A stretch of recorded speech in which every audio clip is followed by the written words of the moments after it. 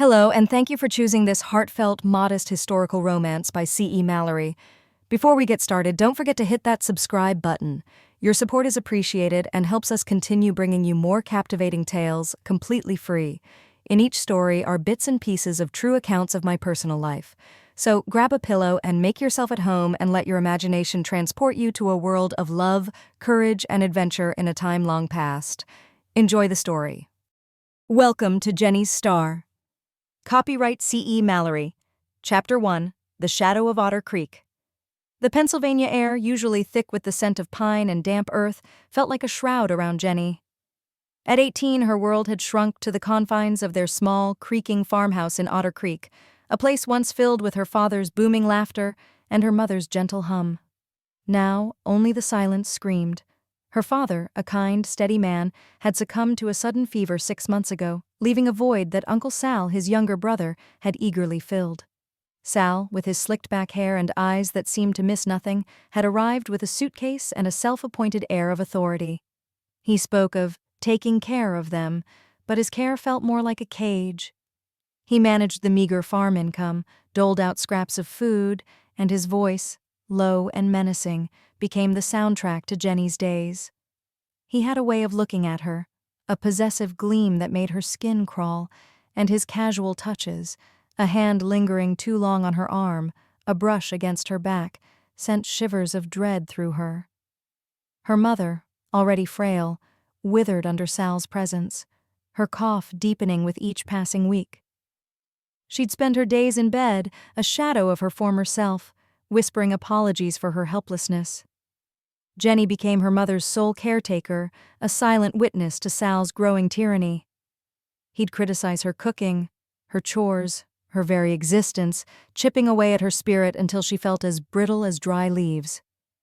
The farm, once a source of comfort, now felt like a prison.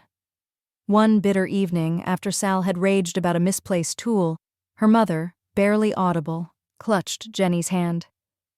"Go, my sweet girl," she rasped, her eyes wide with a desperate plea. "Don't let him break you. Find your own sky." 2 days later, the cough claimed her, leaving Jenny truly alone with the monster in their home. The funeral was a blur of hushed condolences and Sal's performative grief. That night, as the house settled into an uneasy quiet, Jenny knew her time was up. She couldn't endure another day under his roof, another night with his predatory gaze. Her mother's last words echoed in her mind. "Find your own sky." With trembling hands, Jenny packed a small satchel with her mother's worn bonnet, a few precious coins, and a faded photograph of her parents, smiling beneath a summer sky.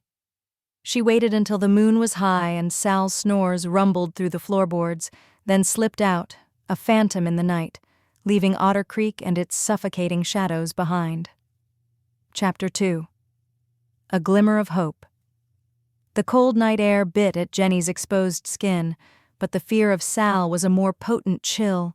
She walked for hours, guided by the faint glow of the stars, until her feet ached and her lungs burned. Just as despair threatened to swallow her, she heard it, the distant creak of wagon wheels. A wagon train, heading west. It was a long shot, a desperate gamble, but it was her only chance. She ran, stumbling through the pre-dawn gloom, until she saw the silhouettes of covered wagons, a caravan of dreams and desperation, slowly lumbering forward. A grizzled man with a kind face, the wagon master, eyed her suspiciously. "Where's your kin, girl?" he asked, his voice gruff but not unkind. Jenny, breathless and disheveled, spun a hasty tale of being orphaned and seeking a new life out west. Perhaps her desperation was convincing. Or perhaps he saw something in her haunted eyes. He offered her passage in exchange for helping with chores, a small mercy that felt like a lifeline. Life on the trail was brutal. Dust choked her lungs, the sun scorched her skin, and the endless miles stretched before them like an insurmountable challenge. Jenny, accustomed to the quiet routines of the farm, struggled with the constant movement, the unfamiliar faces, and the sheer physical exertion. Yet, with each sunrise, a tiny seed of resilience began to sprout within her. She learned to mend torn canvas, ration water, and coax a fire from damp wood. She learned to be invisible when the men were raucous, and to listen, truly listen, because he hears you when you pray, Mama always said. It was during one particularly grueling afternoon, when a wheel broke on their wagon, that she met Thomas. He was a tall, lean man with sun-kissed hair and eyes the color of a summer sky, eyes that held a quiet strength and an unexpected warmth. He moved with an easy grace, his hands calloused but gentle as he worked to repair the wheel. "Need a hand, ma'am?" he'd asked, his voice a low rumble that sent a strange warmth through her. Jenny, startled by his politeness, could only nod. He didn't pry, didn't ask questions about her past, simply offered a steady presence and a shared smile. He was a man of few words, but his actions spoke volumes, and in the vast, unforgiving landscape, his quiet kindness became a beacon. Chapter 3. Trials on the Trail. The journey west was a relentless test of endurance. Days blurred into weeks, marked by the rhythmic creak of wagon wheels and the vast, indifferent expanse of the prairie. They battled torrential downpours that turned the trail into a muddy quagmire and scorching heat that cracked the earth and parched their throats. Food became scarce, and the constant threat of illness or bandit raids hung heavy in the air. Jenny, though physically exhausted, found a new kind of strength emerging within her. She learned to shoot a rifle with surprising accuracy, to identify edible plants, and to read the subtle signs of the weather. Thomas became her anchor. He was a skilled scout and hunter, often venturing ahead of the main train, returning with fresh game or news of the trail ahead. He'd share his meager rations with her, teach her how to tie knots, and offer a quiet word of encouragement when her spirits flagged. Their conversations were sparse but meaningful, built on shared glances and unspoken understanding. He never pressed her about her past, and she found herself trusting him in a way she hadn't trusted anyone since her father died. One evening, huddled by a flickering campfire, a sudden chill wind sweeping across the plains, Thomas draped his worn blanket over her shoulders. Their hands brushed, and a jolt, warm and electric, passed between them. In his eyes she saw not pity but respect, and something more. A nascent tenderness that made her heart ache with a longing she hadn't known she possessed. When we came near the Platte River, a small group of bandits who had joined the train a few weeks back, seemingly harmless, revealed their true colors. They were a band of desperados, planning to ambush the train and steal their supplies. Jenny, overhearing a hushed conversation while gathering firewood, found herself caught in a terrifying dilemma. She had to warn the wagon master, but how could she without revealing her own precarious position? The leader of the desperados, a man named Snake Riley, had a cruel glint in his eye that reminded her too much of Sal. Jenny confided in Thomas. His face hardened, but he listened without interruption. Together they devised a plan. Under the cover of darkness, Thomas created a diversion, drawing the desperados away from the main camp, while Jenny, with a courage she didn't know she possessed, slipped into the wagon master's tent. She laid out the plot, her voice trembling but firm. The wagon master, a shrewd man, believed her. The next morning, as the desperados prepared their ambush, the entire wagon train was ready. A fierce, short battle ensued. Jenny, armed with a rifle, found herself defending her newfound community, a stark contrast to the helpless girl who had fled Otter Creek. Snake Riley was captured, and the remaining desperados scattered. The incident forged a deeper bond between Jenny and Thomas, a silent acknowledgement of their shared bravery and trust. Chapter 4. The Dusty Promise. After months of relentless travel, the sight of Redemption Gulch was both a relief and a new challenge.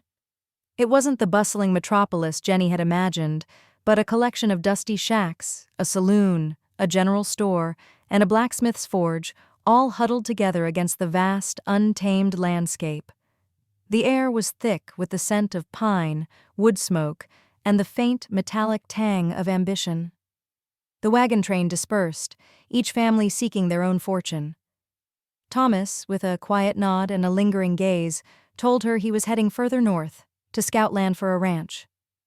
"I'll be back, Jenny," he promised, his voice low, and then he was gone, leaving a hollow ache in her chest. Jenny found herself alone again, but this time it was different. She wasn't fleeing, she was choosing. Redemption Gulch was gritty and unforgiving, but it also pulsed with a raw energy, a sense of possibility. She needed work, and quickly. She tried cleaning at the saloon, but the rough patrons and the boisterous atmosphere grated on her nerves. She attempted to assist the blacksmith, but her hands, though growing stronger, weren't suited for heavy labor. Despair began to creep in, a familiar shadow. One afternoon, while wandering through the dusty streets, she noticed the women of the town struggling with their mending. Their clothes were patched haphazardly, and buttons were missing. An idea sparked. Back in Otter Creek, her mother had taught her to sew, a skill Jenny had dismissed as trivial. But here, in Redemption Gulch, it was a necessity. She had a small needlework kit, a gift from her mother, and a talent for intricate stitches. She started small, offering to mend a torn shirt for the general store owner's wife. Her work was meticulous, her stitches invisible. Word spread quickly. Soon, women were bringing her their worn dresses, their husbands' ripped trousers, and even their children's tattered blankets. Jenny set up a small table outside the general store, her nimble fingers flying, transforming ragged fabric into respectable garments. She charged a fair price, and her reputation for quality grew. She called her burgeoning enterprise Jenny's Threads, a name that felt like a quiet declaration of independence.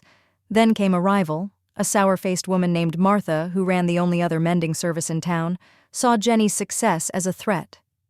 Martha began spreading rumors, accusing Jenny of overcharging, of using inferior thread, even of being a loose woman from the East. The whispers stung, threatening to unravel everything Jenny had built. She felt the familiar fear of being judged, of being powerless, but this time she refused to let it consume her. She had faced worse than gossip. Chapter 5. Building the Future. Jenny's Threads, despite Martha's venomous whispers, continued to attract customers. Jenny worked tirelessly, her small table by the general store becoming a hub of quiet industry. She listened to the women's stories as she mended their clothes, offering a sympathetic ear and a warm smile. She learned about their struggles, their hopes, and the unique rhythm of life in Redemption Gulch. Her meticulous work and kind demeanor slowly chipped away at the rumors, proving her worth through action, not words. Her biggest supporter, surprisingly, was old Silas, the general store owner. He was a gruff but fair man who admired her work ethic.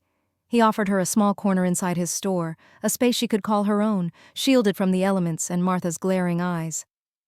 Jenny painted a small sign, Jenny's Threads, and hung it proudly above her new workspace. She began to expand her services, making simple dresses for children, mending saddles, and even crafting sturdy canvas bags for prospectors. Her business, born from necessity, was slowly but surely flourishing. Then Thomas returned. He rode into Redemption Gulch on a dusty bay horse, his eyes scanning the familiar faces until they landed on Jenny, bent over her sewing. A slow smile spread across his face, and Jenny's heart leaped. He had found a promising stretch of land, he told her, and was ready to start building his ranch. He spent his evenings at her small counter, sharing stories of the trail, his presence a comforting warmth in the bustling store. Their conversations deepened, moving beyond the practicalities of the trail to shared dreams and quiet confessions. He spoke of the solitude of the plains, and she spoke of the fear she had carried, the shadow of Sal that still lingered. He listened, truly listened, and in his steady gaze, she found a sense of safety she had never known. Their romance blossomed amidst the sawdust and the scent of leather. Thomas would bring her wildflowers he'd found on his scouting trips, and Jenny would mend his worn shirts, her fingers tracing the strong lines of his back. They were two solitary souls, finding solace and strength in each other. But the past, as it often does, had a way of catching up. One sweltering afternoon, a stranger rode into Redemption Gulch, a lean, cruel-eyed man who looked too familiar. It was Sal. He had tracked her, his presence a chilling reminder of the life she had escaped. He saw Jenny, thriving, independent, and a furious possessiveness flared in his eyes. He approached her, his voice a low sneer, demanding she return with him, claiming she was still his responsibility. The fear, cold and sharp, returned, threatening to paralyze her. Chapter 6. Victory and Love. Sal's presence cast a dark cloud over Redemption Gulch. He wasn't subtle. He loitered near Jenny's counter, his eyes following her every move, his whispers poisoning the air. He tried to intimidate her customers, to undermine her business, claiming she was a runaway, a liar. The townsfolk, however, had seen Jenny's resilience, her hard work, and her quiet dignity. They knew her, and they trusted her. Thomas, sensing the danger, became her unwavering protector. He didn't confront Sal directly, but his presence was a clear deterrent. He'd stand near Jenny's counter, his hand resting casually on the butt of his pistol, his gaze steady and unyielding. The unspoken threat was clear. One evening, Sal, emboldened by whiskey, cornered Jenny outside the general store, his hand reaching for her. Before he could touch her, Thomas was there, his voice a low growl. "She's not going anywhere with you, Sal. Not ever again." The confrontation was brief but decisive. Sal, seeing the unwavering resolve in Caleb's eyes and the growing support of the town, finally understood. He was outmatched. The next morning, he was gone. A bitter taste in the dust he left behind. With Sal finally banished, Jenny felt a profound sense of liberation. The last vestiges of fear and the oppressive shadow of her past lifted. Jenny's threads flourished. She hired a young woman from a neighboring farm to help her, and soon, her small corner in the general store expanded into its own dedicated shop. A bright, inviting space filled with the hum of sewing machines and the scent of fresh fabric. She began designing her own patterns, incorporating durable Western styles with a touch of feminine elegance. Her reputation spread beyond Redemption Gulch, and orders came in from distant ranches and even other towns. Her business was a testament to her strength, her ingenuity, and her refusal to be broken. But her greatest victory was not just in her thriving enterprise, but in the love she had found. Thomas, true to his word, had built his ranch, a sturdy home nestled against the foothills. He was a man of the land, and she, a woman of threads, but their spirits intertwined seamlessly. One clear evening, beneath a sky ablaze with stars, Thomas led Jenny to a quiet spot overlooking the valley. He took her hand, his thumb tracing the lines of her palm. "Jenny," he began, his voice rough with emotion. "You found your own sky just like your mama wanted, and you built a star right here in Redemption Gulch." He pulled a small, intricately carved wooden box from his pocket. Inside, nestled on a bed of velvet, was a simple silver locket, engraved with a single rising star. "Will you build our future with me, Jenny? Will you be my wife?" Tears, not of sorrow but of overwhelming joy, streamed down Jenny's face. She looked at Thomas, his eyes reflecting the starlight, and then up at the vast open sky above them. She had come west, broken and afraid, but she had found her courage, her purpose, and her love. "Yes, Thomas," she whispered, her voice full of a promise as vast and beautiful as the western horizon. "Yes." Jenny, the girl from Otter Creek, had not only escaped her past but had woven a new, vibrant life for herself, a testament to resilience, love, and the enduring spirit of the American West. Chapter 7. A Stitch in Time, a Vow for Life. The news of Jenny and Thomas's engagement spread through Redemption Gulch like wildfire in a dry prairie. The town, having witnessed Jenny's quiet strength and Thomas's steadfast loyalty, rejoiced. Silas, the general store owner, declared he'd provide the finest bolts of calico for Jenny's wedding dress at cost, and even gruff old Jedediah, the blacksmith, offered to craft a special trivet for their new home. Jenny, her heart overflowing, found herself sketching designs for her dress, a simple yet elegant creation that spoke of her newfound joy. Their happiness, however, was a bitter pill for Martha. Her own mending business had dwindled to a trickle, her sour disposition no match for Jenny's skill and warmth. One moonless night, fueled by resentment, Martha crept towards Jenny's threads. She didn't dare set a fire. The consequences in a wooden town like Redemption Gulch were too dire. But she poured a sticky, foul-smelling concoction of molasses and mud over Jenny's neatly stacked fabrics and half-finished garments, hoping to ruin her reputation and her wedding preparations. The next morning, Jenny discovered the vandalism. A wave of despair washed over her, the sticky mess a cruel echo of Sal's attempts to tarnish her. But then Thomas arrived, his presence a bulwark against the darkness. He didn't rage. Instead, he gently took her hand. "It's just fabric, Jenny," he said, his voice calm. "We'll clean it. She can't ruin what matters." The townsfolk, hearing of Martha's spiteful act, rallied. Women brought buckets and lye soap, and even some of the rougher prospectors who had come to respect Jenny offered to help scrub. Martha, watching the community unite around Jenny, found herself more isolated than ever. Just as the wedding preparations were back on track, an unexpected letter arrived, carried by a weary postal rider. It bore the postmark of Otter Creek. Jenny's hand trembled as she opened it. It was from an old childhood friend, Sarah, who had heard whispers of Jenny's journey west. Sarah wrote of Sal's decline after Jenny left. His temper had worsened, he'd neglected the farm, and eventually, he'd been forced to sell it for a pittance before disappearing, rumored to have headed south, a broken and bitter man. A complex wave of relief and a strange, distant pity washed over Jenny. The final thread to her old life felt severed, not with a snap, but with a sigh. The wedding day dawned bright and clear. Jenny, radiant in a dress salvaged and lovingly restored with the help of the townswomen, walked towards Thomas, who waited for her under a makeshift arch of wildflowers. The entire town was there, their faces beaming. As they exchanged vows, their voices clear and strong, Jenny knew she wasn't just marrying Thomas. She was cementing her place in this rugged, resilient community that had become her true home.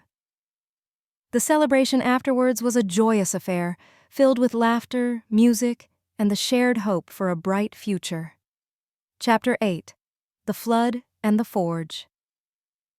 Married life settled into a comfortable rhythm.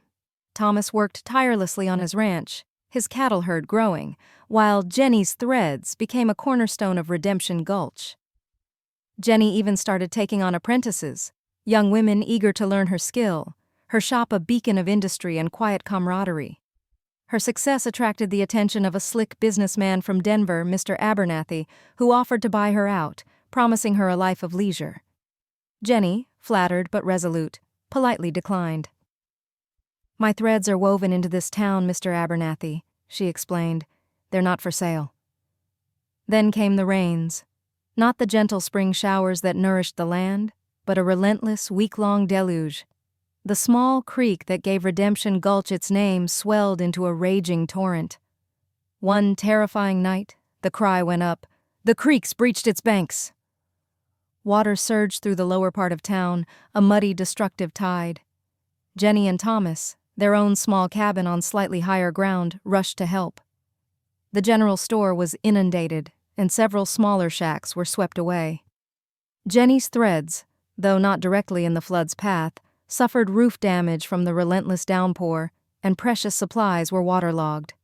The flood tested the mettle of Redemption Gulch. Thomas, with his scouting experience, organized rescue efforts and helped secure buildings. Jenny, despite her own losses, opened her home to those displaced, her sewing skills now turned to mending blankets and distributing dry clothes. The disaster forged even stronger bonds within the community. In the aftermath, as the waters receded, leaving a trail of mud and debris, Thomas's ranch faced a new threat.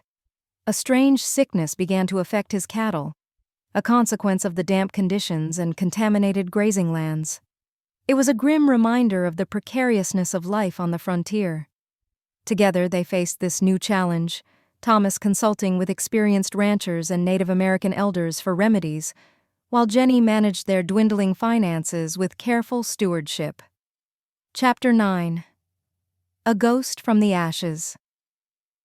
As Redemption Gulch slowly recovered from the flood, and Thomas painstakingly nursed his herd back to health, another echo from Jenny's past arrived, far more unsettling than Sarah's letter. A gaunt, hard-eyed man calling himself Mr. Finnegan appeared in town, asking pointed questions about Jenny. He wasn't from Otter Creek, but he spoke with an authority that made Jenny's blood run cold. He claimed to be a private investigator, hired by Sal, who, it turned out, hadn't just disappeared south but had fallen in with a gang of outlaws and now believed Jenny had somehow cheated him out of a non-existent inheritance from her parents' farm. Finnegan wasn't there to drag Jenny back, but to intimidate her into sending Sal money. Protection money, he called it, to ensure Sal and his associates never troubled Redemption Gulch. The threat was veiled, but clear. Jenny felt a familiar knot of fear, but this time she wasn't alone. She confided in Thomas, and then, with his support, she confronted Finnegan publicly in the center of town. "I owe Sal nothing," Jenny declared, her voice ringing with a strength she hadn't possessed in Otter Creek. "He drove my mother to an early grave and made my life a misery. This town, these people, they are my family now. We don't yield to threats." The townsfolk, who had witnessed Sal's brief, unpleasant visit years ago and knew of Finnegan's insinuations, gathered around her. Silas, Jedediah, and even some of the newer prospectors stood shoulder to shoulder with Thomas. Finnegan, seeing he faced a united front and not a scared, isolated woman, backed down, muttering threats as he rode out of town, his mission a failure. Jenny had faced down a ghost from her past, not with fear, but with the collective strength of her new life. The incident solidified her standing as a woman of courage and integrity. Chapter 10. Weaving a Legacy. The failed intimidation attempt by Sal's man marked a turning point. Jenny, free from the last shadows of her past, poured her energy into her future and the future of Redemption Gulch. Jenny's Threads was more than just a business. It was a symbol of resilience. She expanded her apprenticeship program, teaching not just sewing but basic literacy and numeracy to young women who had few other opportunities. She envisioned a cooperative, where women could pool their skills and resources, creating fine goods that could be sold beyond Redemption Gulch. Just as this new venture was taking shape, whispers of gold, real gold, began to circulate. A grizzled prospector, one of Jenny's regular customers for sturdy canvas bags, struck a rich vein in the hills overlooking the town. Suddenly, Redemption Gulch, once a sleepy outpost, was on the cusp of a boom. New faces appeared daily, tents sprang up like mushrooms, and the demand for goods and services skyrocketed. This brought prosperity but also new challenges: overcrowding, rising prices, and a rowdier element drawn by the lure of quick riches. Jenny and Thomas found themselves navigating these changes. Thomas, respected for his fairness and steady hand, was often called upon to mediate disputes.